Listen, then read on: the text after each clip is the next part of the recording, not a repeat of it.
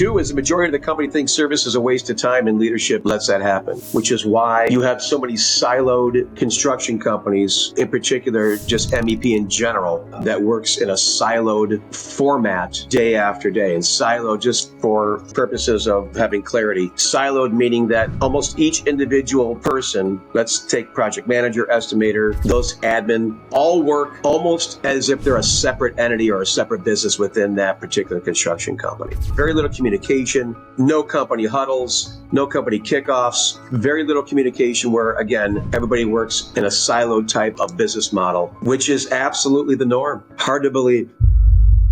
Sean Samson is a renowned thought leader, entrepreneur, and sales expert in the electrical, mechanical, and service and maintenance industries. As CEO and founder of Sean Samson Training, he's helped over 300 contracting organizations across 16 countries build predictable, recurring revenue through stronger service and maintenance operations.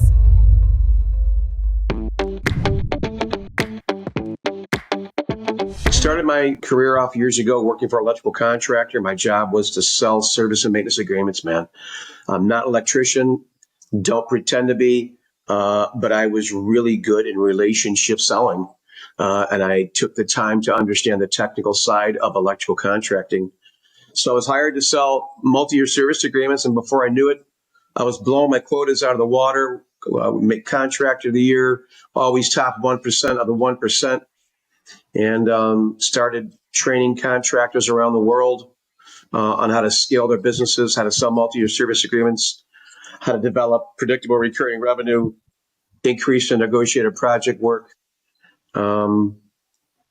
And have been doing that for forever and ever. Did that for a corporate company, started Sean Samson Training in 2014. And really what we do, man, is we take the electrical contractor that's normally a transaction-based business and provide them very specific training, scale them, and provide them with a business model that really separates them from a transactional business to a recurring revenue type of business that focuses on selling multi-year service agreements. Using our electrical standards, that's key. Sure. Yeah. I mean, the reason I suppose that I really wanted you to come on this show was to unpack some of these things, because the constraint that we see often for a lot of, well, I mean, sometimes a constraint, but like from a digital marketing agency's perspective, which is what we are, when we're, running lead generation campaigns for reactive based services in the residential space specifically. So, maybe Google ads or Meta ads or whatever it might be, there's a huge part of that conversation is on lifetime value, because obviously like immediate lead costs and lead acquisition, client acquisition can be quite high in that space just due to the nature of, the high cost per click and things like that are relevant to those specific verticals. Yeah. But I know from my background as a plumber in the industry, going back a long time ago and even relevant today, like the emphasis really has to be on LTV. So these service maintenance agreements, I really want to help cast some vision to the guys out there that are watching and listening to this, so they can really get a bit of perspective on what that might look like for their business when they are currently very transactional, need a new lead, of course, do a new job, need a new lead, do a new job. I mean, one of our main focuses when we're working with these companies is to make sure that we are setting them up with CRM so that we can capture data and we can re-engage and nurture these databases, looking forward to improve LTV. So the service maintenance agreement, it's something that I think is like such a huge area of opportunity for these guys, and I can't wait to dive into these areas with you. Sure, absolutely. I'm looking forward to it. So we've set this up over a bit of a mini series style here, and in the first episode, we're going to go through the 10 reasons why your service and maintenance business will never grow. I know that kind of ties into, I think, was it your first book or your second book? Well, the first book is the 5 Reasons Why People Don't Buy, which is a selling strategy and a system that I developed for myself when I wasn't closing the deals that I thought I should close. Service agreement deals? Service agreement deals, yeah. A few minutes ago, I told you I was hired to sell service agreements for a contractor here in Cleveland back in 2003, where my career started. And I was successful, man. I mean, I was successful in understanding the electrical contracting world. I was successful in understanding the standards that I was writing my service agreements around, which we'll talk about.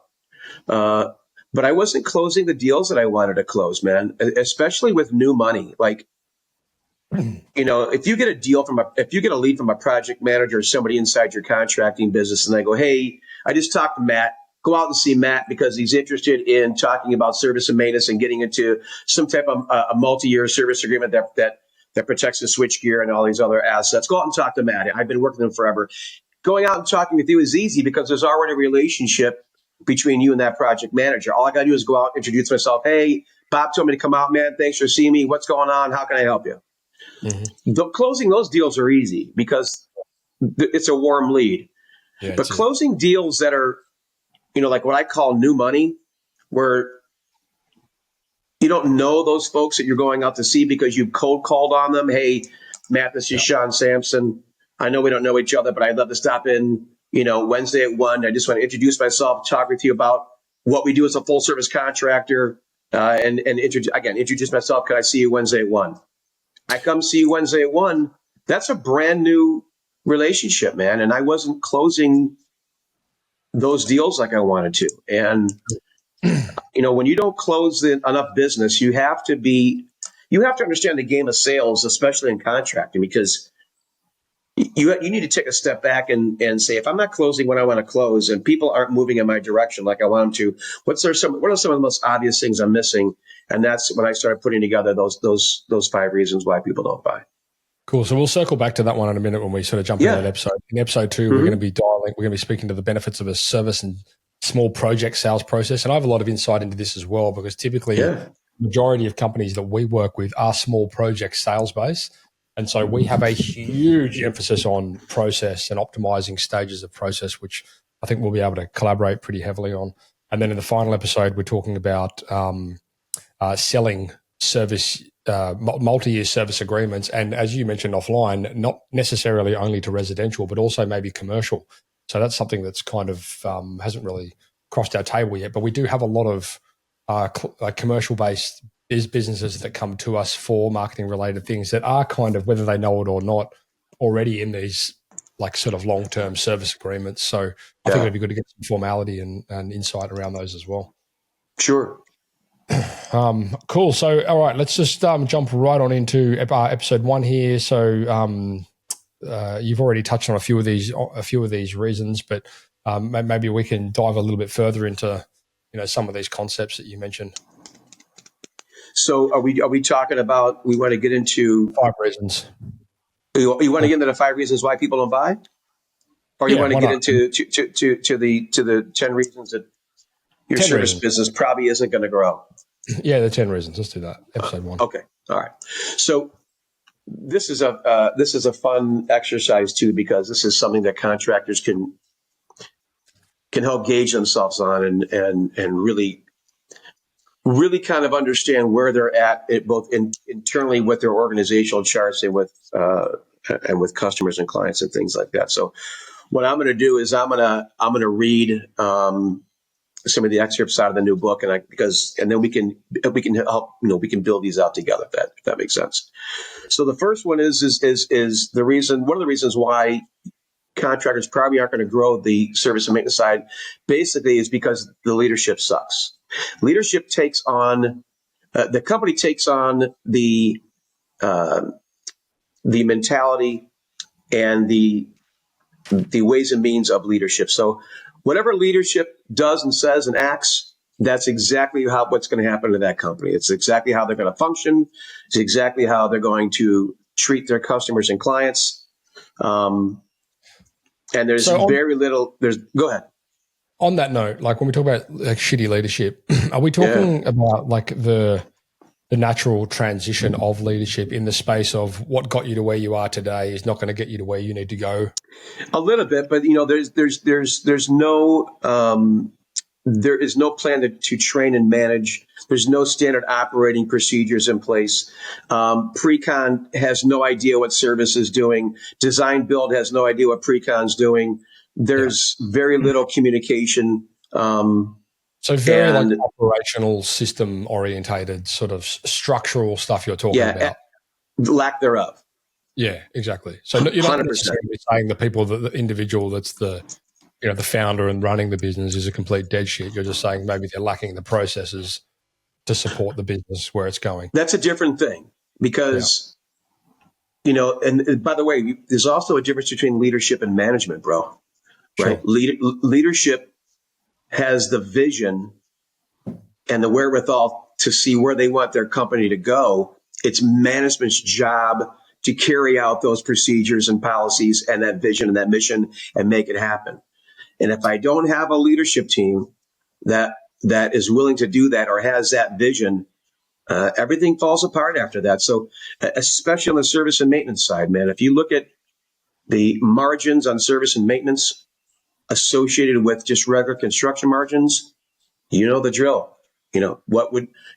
Less risk, more, higher margin on the service side, more risk, lower margin on the construction side, I mean, truth be told, like I find, it's like my experience personally and with, the clients that we're working with, that when we're taking them through these growth transitions, which can be very rapid, especially once we sort of, plug like a high converting lead generating model, sort of system into a business, then there is a big jump from the business that was gone from doing 2 million to the business that's now doing 5, 6, 10, so on million. And a lot of that is, as you say, like related to structural development in the space of processes and middle management and all these kind of things. But it's also very largely a conversation around strategy, like understanding.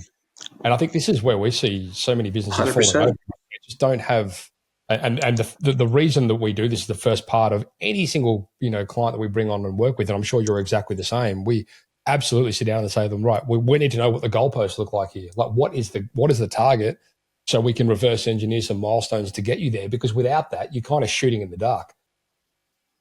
I couldn't agree more, man. But yeah, the scaling is interesting. We'll get into that. But when we talk about leadership that sucks, it's leadership basically just doesn't have a vision for the business. Growth is interesting because I can add more revenue, which will make me grow. But if I don't have the procedures or the back end things figured out, I'm going to be chasing my tails to figure out how to deliver that. And bad leadership does that very, very well. They think that just by onboarding more revenue and onboarding more jobs and bidding out more work, that you're going to scale that way. That is not scaling, man. Especially on the service and maintenance side of things, Yeah, I mean, it's truth be told, it's not really scale. I mean, you might scale your revenue, but you'll typically also scale the headaches along with it. And I've been there and done that. 100%, without a doubt. Yeah. Yep.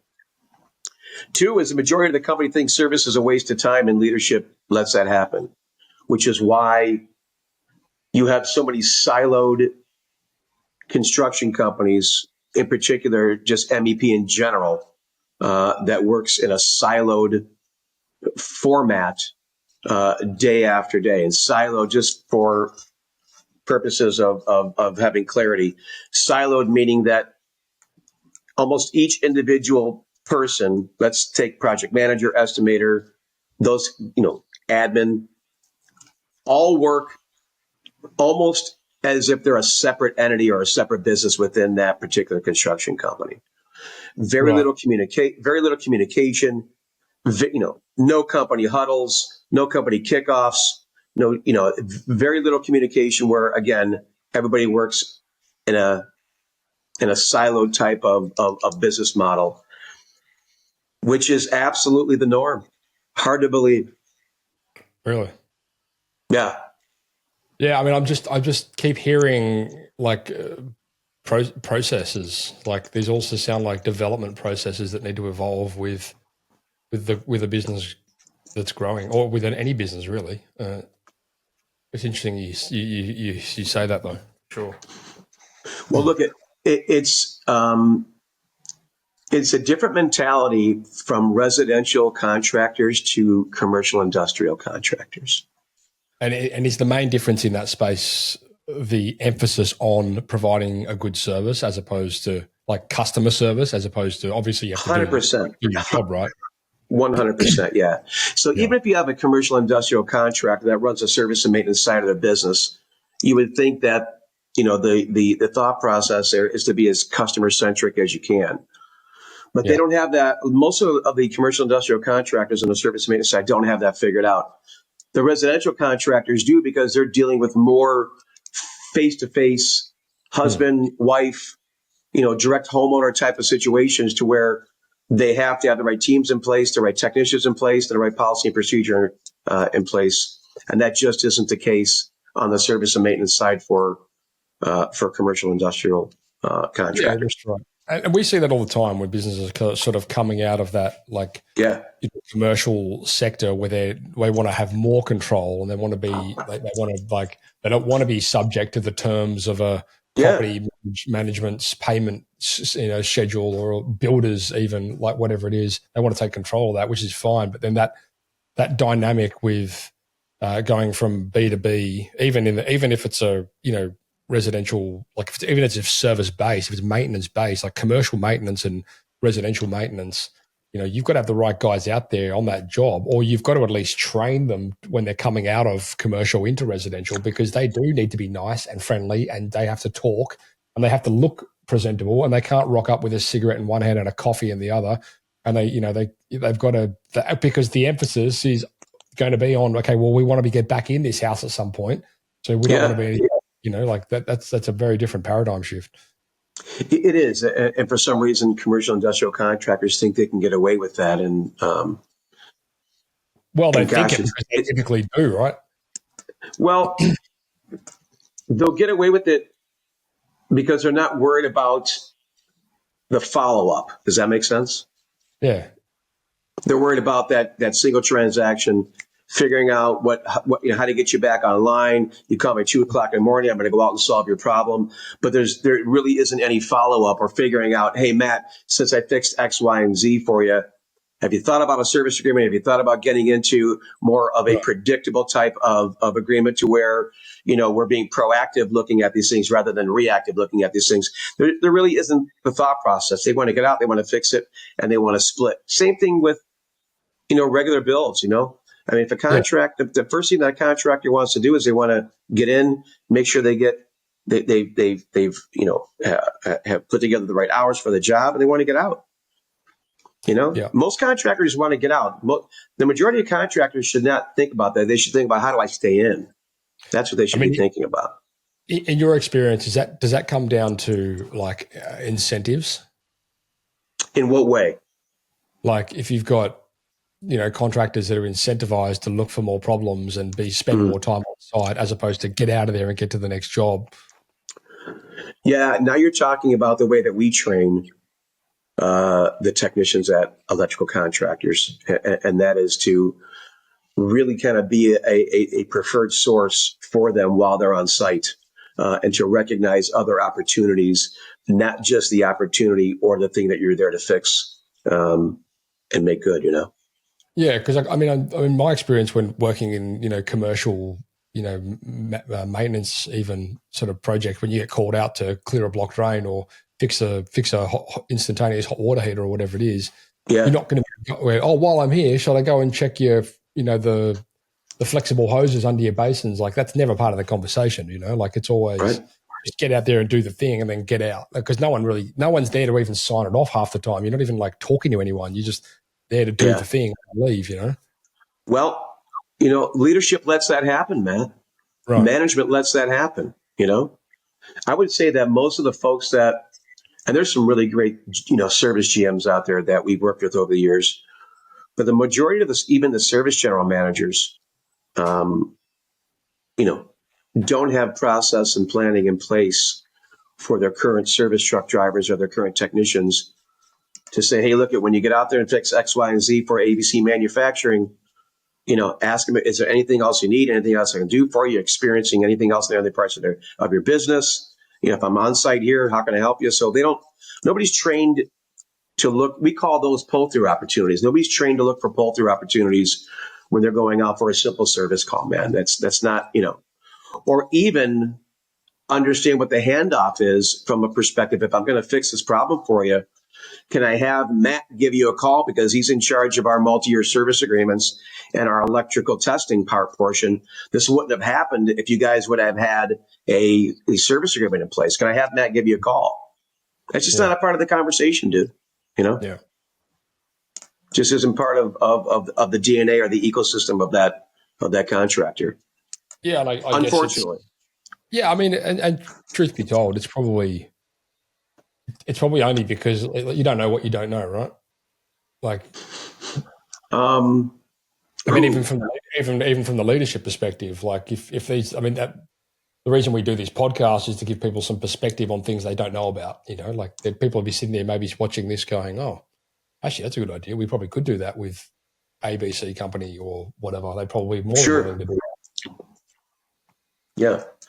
So, well, the fourth reason is that service continues to undersell the skill sets of the service department. And when you sells the skill set of the service department. Yeah, service continues to undersell the skill sets of the service department. So imagine if you're an electrical contractor and you have particular electricians or technicians that are very good at problem solving relays, very good at problem solving power quality issues, very good at solving phase imbalance, very good at solving those types of things. If I can't sell the level of competency of the training of my team, then at that point, then price becomes a conversation to the customer because they think you're just like everybody else.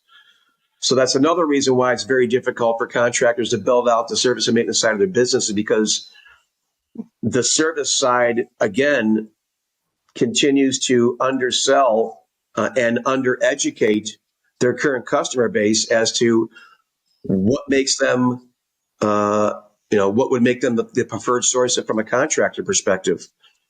Here's a great question for your listeners, if you have contractors that listen.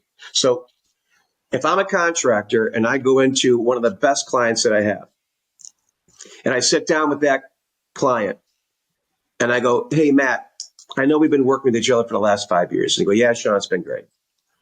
So because we've worked with each other for the last 5 years, you know everything that we do, right?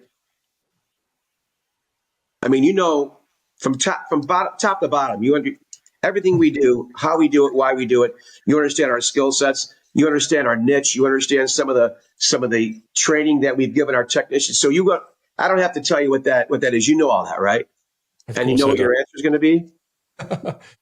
Well, their answer will be, yeah, of course we do. But the reality is they don't. I mean, this is lifetime value 101, right? This is the conversation we have all day with the team. Like, do they know the other things that you can do in the interest of looking for 100%. So, and that's what I mean by underselling the skill sets of the team. So if people don't know what it is that you do, what's going to happen is that they're going to look for those other things elsewhere and don't know that you do those things. So that's also another, big red flag, man, is that, where are your customers getting other services, and who are they getting it from? Because they're not getting those extra things from you because they don't know you do those things. It's an interesting, again, I challenge any of your customers to walk into any of your listeners to walk into their customer base and just say, I know it sounds like a crazy question, Matt. What do we do? And you're going to go, well, dude, you're an electrical contractor. Yeah. But what do we do? Tell me what do we do? And the answer to that is that most of your client base are not going to be able to answer that question. And because they can't answer that, again, that's a huge red flag for contractors, man. Mm-hmm. It's a big deal. Yep. Yeah. Looking for This is a great one. Leadership struggles to understand the differences between customers and clients. And most contractors can't differentiate between a customer and a client either. So what is the difference? Well, I'll throw that back at you. So you've been in contracting for a long time, and there's there's major characteristic differences between customers and clients. So just from a common sense perspective, we know that we would probably rather have a client than a customer, simply because a client sounds sexier. Client sounds like I might be getting more than a customer. So the differentiation is customers don't look at you, the contractor, as a preferred source. As a matter of fact, customers drain resources. Customers will have you bid on projects, and you'll bid $100,000, and you'll get $5,000 that you'll win out of those 100,000.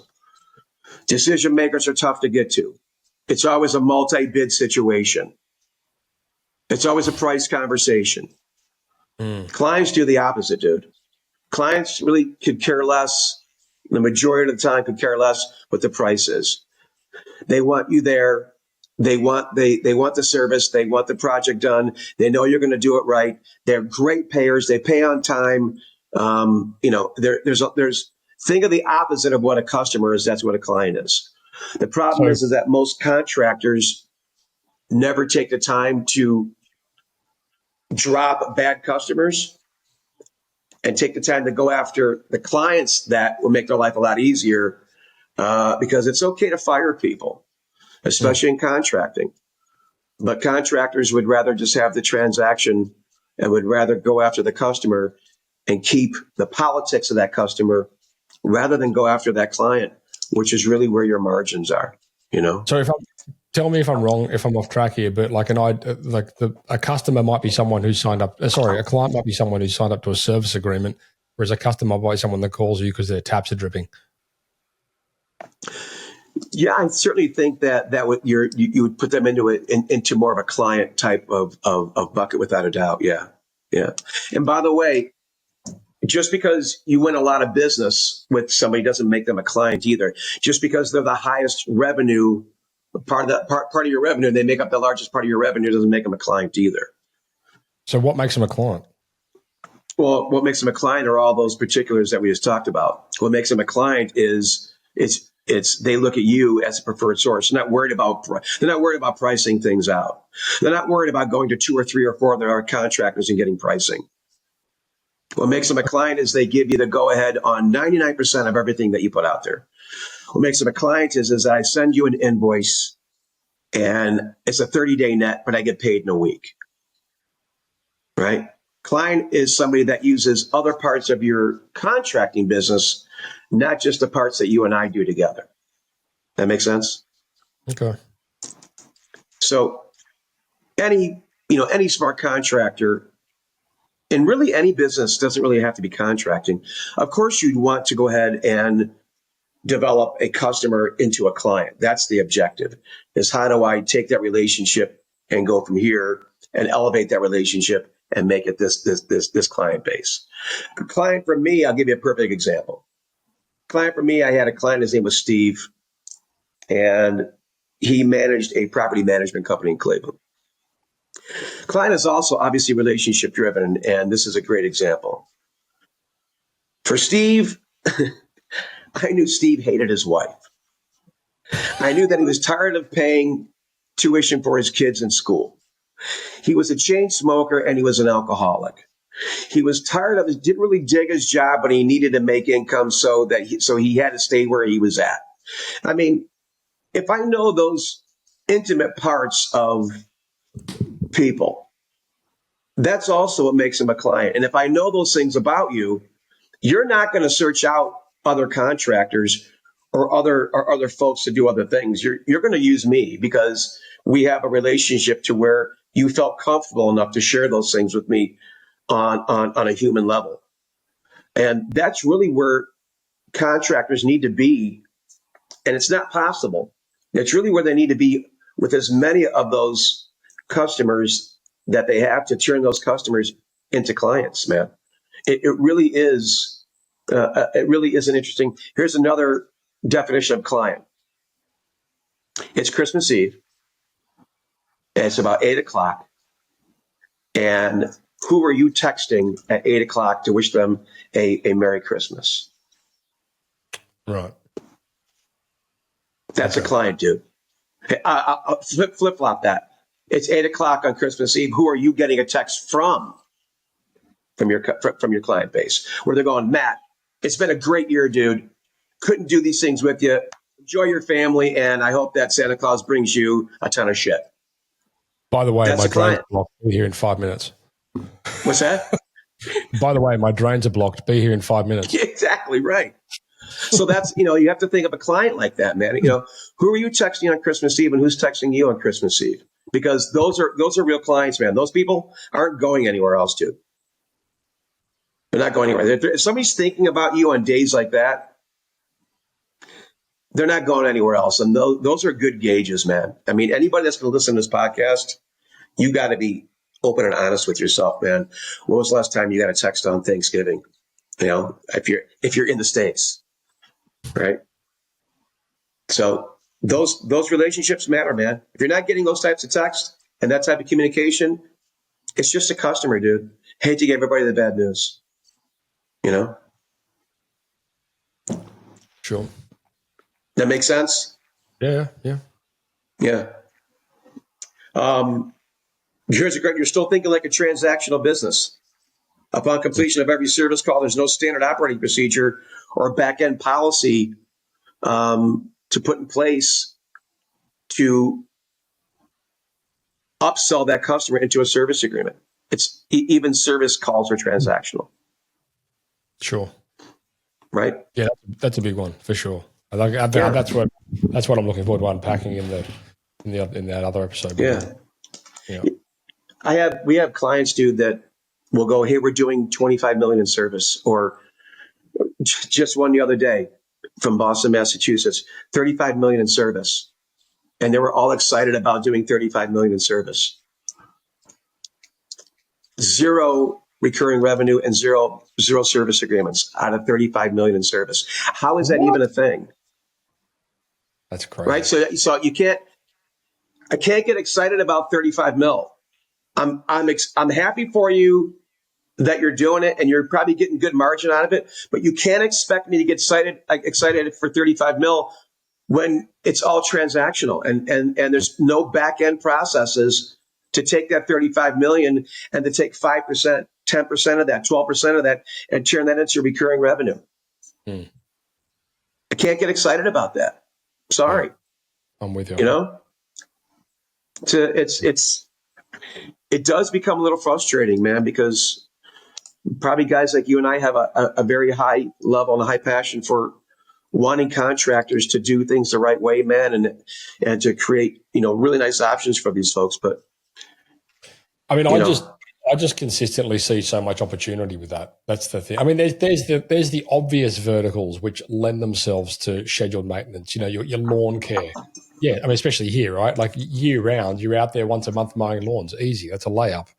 Yeah, still most guys probably don't do it very well. But the point is, like, there are certain and air conditioning. Okay, every year we'll come back and service this, like HVAC. Like there's things there that lend themselves to this. But then on the less, when you talk about like plumbing and electrical and things like that, I think so many guys don't think they have opportunity there, and I know they do. So this is really what I'm looking forward to unpacking. Yeah, well, one of the big reasons why contractors don't have multi-year service agreements is because contractors aren't paying attention to the electrical standards that they have to abide by in certainly in Australia, Canada, UK, and certainly in America. Even warranties and guarantees. Like some of these guys are putting air conditioning units in. I'm like, you literally for their warranty on this product to be valid, you've got to service it every 12 months. It says it on it, and you're not even offering it. Anyway, moving along. I agree. The next one is kind of what we touched on a little bit ago. Is that another big reason why you're probably going to suffer on the service and maintenance side is because your current customer base doesn't know what it is that you do. There's very little communication with customers once jobs are closed out, once service tickets are closed out. There's very little communication. Yeah, very little communication.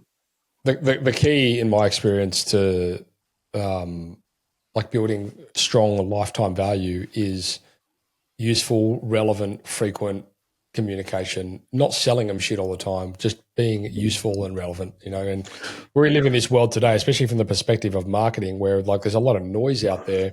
The way that you can really get good saturation on your marketing is by becoming the trusted advisor within your vertical. And the way that you can really empower that is through just sending out useful, relevant content. Well, I think that there's a level of that absolutely makes sense. It's interesting because this kind of leads us into the next one, and that is that contracting organizations don't look at themselves as sales organizations. Mm. They look at themselves as contracting organizations. And the last time I looked at it, 100% of their revenue came from somebody else, comes from customers and clients. So if you don't look at yourself as a sales organization, you continue to look at yourself as a contractor, then what happens is that you have undertrained people. You have people where the messaging is very stagnant, very stale. If you went up to the majority of your people in your business and said, hey, what's our mission? They would go, what do you mean our mission? Our mission is to make money and to make sure we're making the hours that we're building in these jobs. No, it's not really our mission, man. Our mission is to make life easier for people, make life easier for customers. Our mission is to make sure that we partner with people and we solve problems. That's really our mission. And in order for me to do that, I have to look at myself as a sales organization. And to do that, you're talking about changing a paradigm shift on the commercial industrial side. Again, residential contractors certainly look at themselves more as a sales organization than a contractor. But in my world, that is the majority commercial industrial, they do not look at themselves as sales organizations. As a matter of fact, I've had some pretty interesting conversations, and I don't want to use the word heated conversations, but old school guys that are like, no, man, we are a contractor. I don't want to look at myself as a sales organization. I'm not a used car salesman. I'm only going to sell people what they want. Well, who doesn't only want to sell people what they want? But in order for people to understand what it is that they need, I got to give them options. And if we're not giving clients options, how do they know what's even available to them? There's an old saying that Henry Ford said if I would have asked people what they wanted, they would have said faster horses. Right? So if people don't understand what their options are, they're never going to ask for more. And that's really what this is about, man. And if you're a sales organization, you'll understand that, I mean, that really is it's the responsibility, certainly opportunity, and truthfully, like the obligation of you as the business to be offering these people solutions for their problems. And like this is the great paradigm, right? Where people think, oh, I'm not very good at sales. And I'm like, well, you don't have to be good at sales. You just need to present what you can do to solve their problems. That's all it is. I think people get like it's this mental barrier for some reason. But like to give you guys like a practical understanding of what I'm talking about here, and this is something that like I've experienced where I went out and did like this, mind you, 20 odd years ago, back when I was sort of in the plumbing game, but went out and did like a block drain at somebody's house, cleared the block drain, and like literally a week later, their one of the flexible hoses under their basins in their ensuite exploded. Now, if I had have had my 10-point plumbing checklist, or if I had have been proactively looking for problems when I rocked up to that home, I probably would have found that issue and fixed it while I was there. But I didn't, so they had to pay another call-out fee. Their bathroom got flooded, which led to big insurance claims. Like it was just a shitstorm. And at the end of the day, that was my responsibility. Like I didn't provide them a good enough service on the first time that I went there. So when you guys are looking at sales, it's not so much about like trying to sell them shit they don't need. It's about, well, how do we, what's in the client's best interest? 100%. Before they arise.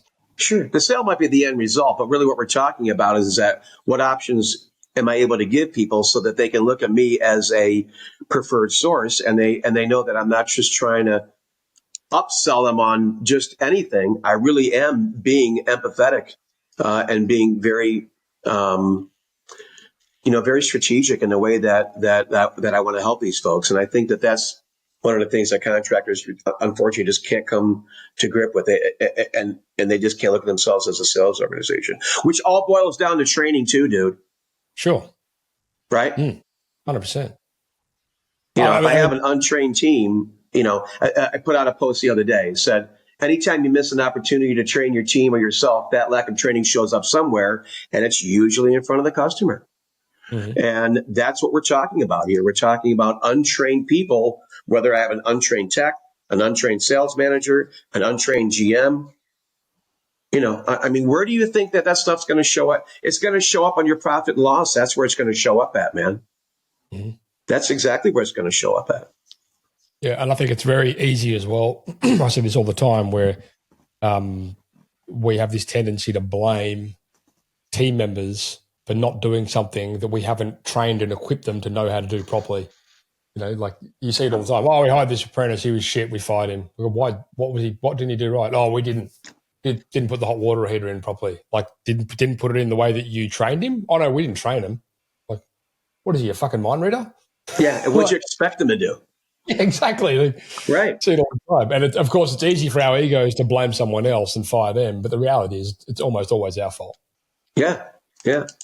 Well, you know, we as we get into some more of these discussions, you know, training people has everything to do with creating higher evaluation, has everything to do with building out teams and scaling. And we'll talk obviously more about that. But yeah, I agree, man. 100%. You know, an interesting one here is that leadership forgets the value of compounding revenue. They for some reason, they don't understand that if I sell $500,000 of maintenance agreements this year, and I sell another 500,000 next year, and another 500,000 after that, I probably have an 80 to 90% renewal rate every single year. They don't understand the value of compounding revenue, and if you don't understand the value of compounding revenue as an owner, then you don't understand the purpose of creating higher valuation for your company. Just met with an M&A company the other day, had lunch with them. They had pushed out an interesting statistic. And the stat is that less than 25% of electrical contractors are worth anything. There's no value. Buyers don't want to buy transactional opportunities, which is also why we'll talk about the differences between recurring revenue and reoccurring revenue. Contractors are used to reoccurring revenue. They don't understand the value of compounding dollars. Yeah. And if you don't understand that, then you're probably not going to have a service business that's going to go anywhere. It's just going to continue to be transactional, you know? Does that make sense? What are we up to? On number 10, man, and as boils down, you've got no one trained on how to sell. You literally don't. You have not hired a trained salesperson that's industry specific to what you're doing and training them on how to sell, not only themselves, how to sell the company, how to sell the services, and have not trained them on the standards in which your business functions on. Those standards might be plumbing standards, HVAC standards, or electrical standards. You see a lot of businesses. Well, I know a lot of people in this space, obviously, and I know businesses that do certain things different ways. One, for example, will have like these salespeople in the business that go out to the job, sell it, and then they have the crew come out and actually do the thing they've sold. And I have another colleague of mine. I mean, these guys are probably two of the largest plumbing, two of the largest home service businesses in the country by far. Yeah. And the other one doesn't do that. They're like, no, all of our guys, they go out, they sell the job, and they do the job, and we train them on that. Like, we don't want to have that feeling with the clients like, I've just been sold by Fred and now Tim's coming out to do the work, you know? Do you see that a lot as well? Well, I want to make sure they understand, because I'm going to tell you what that's where the delta is in regards to getting to different revenue levels. So I can't be the guy that's going to sell the job and deliver the job. Right. You know as well, truth be told, there's also like a fair difference with the US market and the Australian market in this space, and I've seen that firsthand. I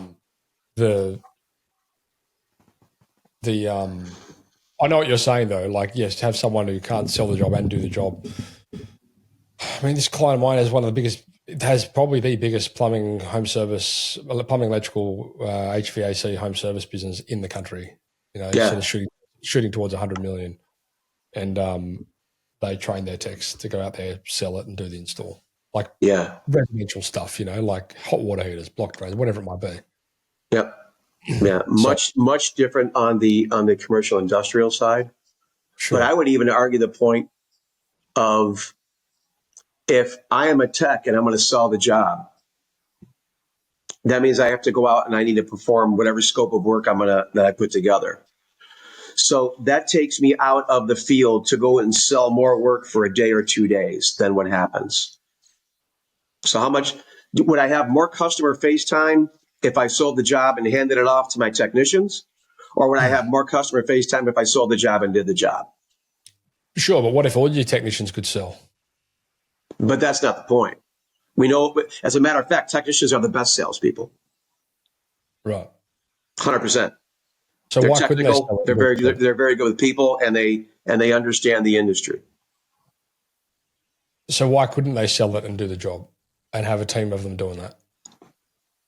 Because you wouldn't have the amount of face time for customers that you would normally have if I was the only guy selling, or if I only had 2 or 3 guys only selling, and then handing that job off to my technicians.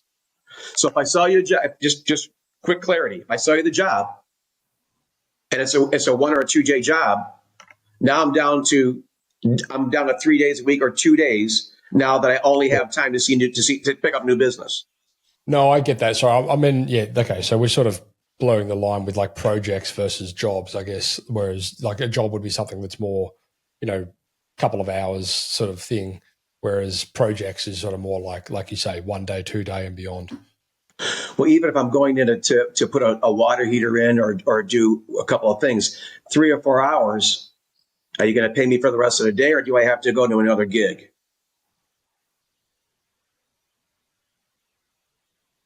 Well, I mean, that depends on the business model, surely. Right. So probably the last thing that I would do as a business owner is have my technicians sell the work and perform the work. Now, I'll flip-flop that paradigm for a second. Would I rather have a technician as a sales professional sell the work? 100%. As a matter of fact, what we have found is it's easier to train somebody technical to be salesy than it is to train somebody that's salesy to be technical. Of course. Yeah. They need to have experience on the thing. Yeah. 100%, dude. Yeah. Yeah. Technical people are have a real knack for making people feel very comfortable in a technical space. For a homeowner that isn't technical, and for a homeowner that just wants to know how is this going to get fixed and how are you going to do it, technicians are perfect for that because they're very good at spelling out that scope of work, how they're going to do it, how much it's going to cost, and how long they're going to be there. They're brilliant at that. They really are. So before we wrap this one up, do you want to run through these 10 reasons again? Summarize, and then we'll jump out of this one. First one is leadership sucks. They really don't have any idea of how to implement, train, or manage standard operating procedures and service, and understanding how to feed service and service speed construction. 2 is that the majority of the company thinks service is a waste of time, and leadership supports that. It's unfortunate. 3, 98% of the company is siloed and works as independent contractors, and we talked about that. And if you have siloed individuals or siloed divisions or siloed divisional leaders, you're not going to be working as a team. There's basically no synergy, within that contracting business. 4 was a good one, man. Service continues to undersell the skill sets of the company, which means that, customers really don't know what it is that they do. So they'll keep buying the same things from you, but get other services from other contractors, which is a great one. 5, leadership struggles to understand the differences between customers and clients. Right? We built that one out. Major difference between a customer and client. 6 is that you're still thinking like a transactional business.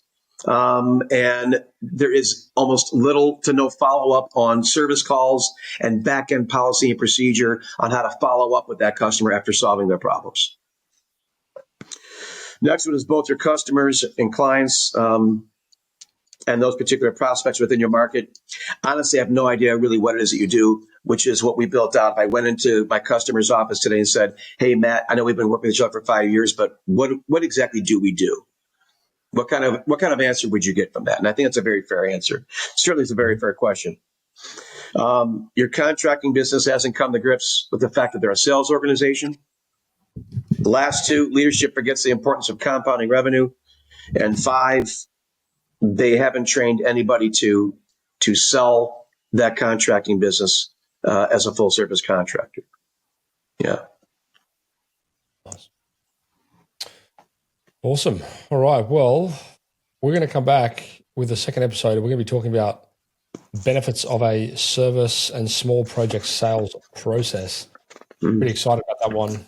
Definitely have some things to add to that conversation as well. So for you guys that wanted to get access to any of Sean's details, links, websites, social handles, so on and so forth, just head across to the show notes over at thesiteshed.com, type in Sean, SEAN, and this episode and the other two will pop up once they're published. Sean, thanks so much for that, man. That was a good conversation. It was a good conversation, man. Yeah. Listeners and viewers, we're going to wrap this one up, and I look forward to chatting to you in the next one. Ciao. Awesome. Hey guys and girls, how would you like all of the value adds left behind from our podcast guest all put together in the one spot? We've pulled every tool together, every template, every resource shared on the show, and we've packed them all into the Tradie Academy. It's free to join and it's built by the team behind the Site Shed and Tradie Web guys. Inside, you'll get marketing tips, business tools, and first access to future resources, all in one simple dashboard. Just head across to tradie.wiki/pod. That's tradie.wiki/pod. The link's in the episode description. And once again, you just log in once and then you're all set. And if you want to get notified of upcoming episodes, hit subscribe or follow.